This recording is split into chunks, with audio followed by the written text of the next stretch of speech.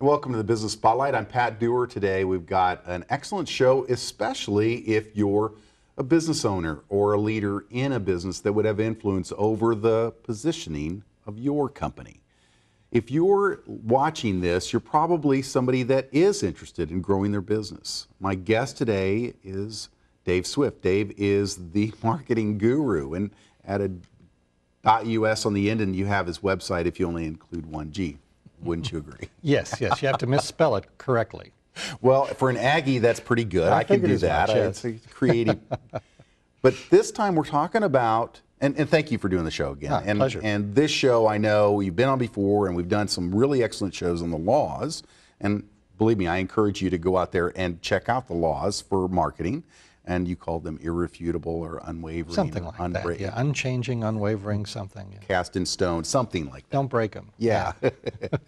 But this one's positioning. You want to talk about and teach any business owner out there to really get an idea of how to position themselves in the marketplace, correct? Correct. When trying to effectively create a marketing strategy, you first have to do certain things. And starting at the beginning, you have to identify what makes you different, or how do you want to present yourself uniquely to your potential clients, and go from there.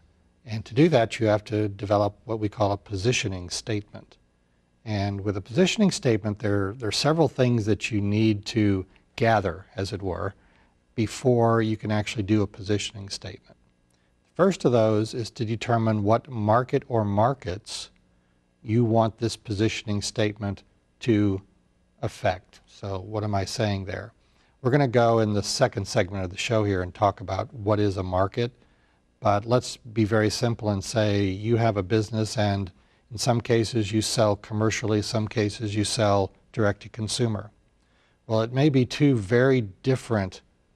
are two very different markets, and you may, and most people would, have a very different message and unique point of differentiation that you would present B2B than you would present B2C. So part of what we're going to do here is help you understand how you actually define a market. Then that's the easy part. The harder part is then determining what your positioning is going to be in that particular market. And positioning in every way, in message and media and platform and all of these type of things? Yeah, some of the other elements, and it gets to the other elements. Who are you targeting? So I already helped you out with B2B by saying it's B2B. Well, that's pretty broad. You may want to have a narrower target than just everybody who owns a business. It may be a vertical market. Maybe I want to get to all lawyers, or I want to get to all people who need cleaning services because they own a building or they lease a building where they have to pay and provide the services. So there are all sorts of different ways you can slice and dice it. But you have to determine who your target is. Then, what is your brand? Now, you may already have a company, but this is useful as well if you are just starting a company. In fact, it's the thing you ought to do if you're just starting a company, is determining your positioning and your branding that you want to have for your company. You may also find that you want to use sub-brands or a different brand than the name of the company as you attack different markets. And that's very popular with brand management type companies, consumer products companies in particular, where you don't see the name of the company very often, you see individual brands. The next thing you have to determine as an element that you bring to the table is what category of the universe are you actually competing in? And in the laws we talked about in an earlier show, we talked about wanting to be the first one into a category. And if you aren't, then create a new category where you can be first, because there are tremendous advantages to being first in a category.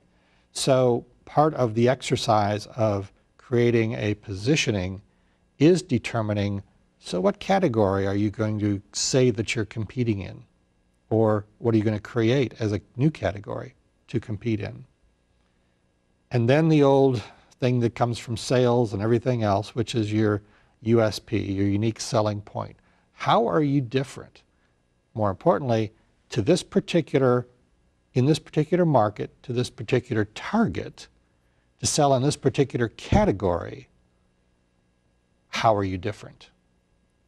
You may be different in different ways to different folks and more effectively in some markets than others. So you have to choose, what do I want to put out there as my point of differentiation? And then the last thing we try to pull together is, okay, how do you prove that? What's your support for saying, I am this or we are that? And it can be proof or it can be support if you can't prove it. So it's validation from like what Amazon does every time you do a purchase from them. They're sending you a survey saying, how'd we do, right? Well, it can be that, and then but what it is then they show the prospective client, 99.7% of our clients who've used us before have rated us exactly 5 stars. Okay? Exactly. And that's a point of proof. Well, we've got a little break coming up here, and this is the Business Spotlight. You're learning keys to be more successful in your business. We'll be right back. Staying involved in dentistry on every level, local, state, and national, makes me a better dentist. Our patients are our life and our livelihood, and we appreciate every single patient that walks in that door. And these are our family, and we treat them that way.